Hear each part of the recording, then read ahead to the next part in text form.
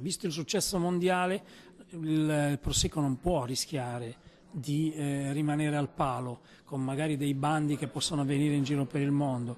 Quindi ritengo oculata questa scelta. Giusto mettere lo stop definitivo all'uso del glifosato nei vigneti del Prosecco di OCG.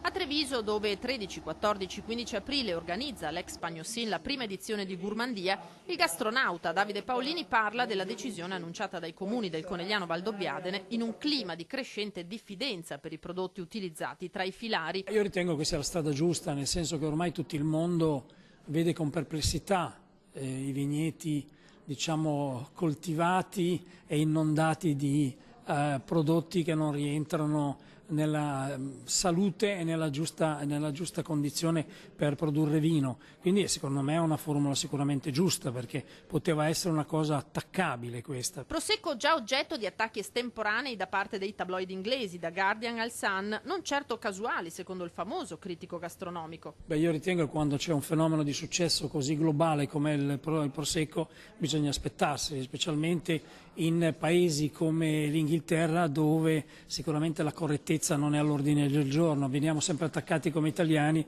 ma in giro per il mondo ci sono delle nazioni che ci attaccano, che se andiamo a vederle in casa chissà cosa succede. Paolini, che a Treviso ha vissuto negli anni '80 e torna in città con un appuntamento che spera di replicare negli anni. Io, se devo ricordare Treviso, la soppa coada è una delle prime cose che mi vengono in testa. Poi è evidente, vengono tanti piatti, la pasta e fagioli con radicchio.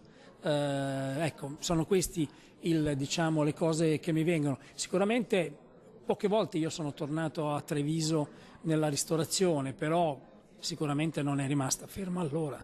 Siccome è una città sempre in movimento, sono sicuro che è andata oltre.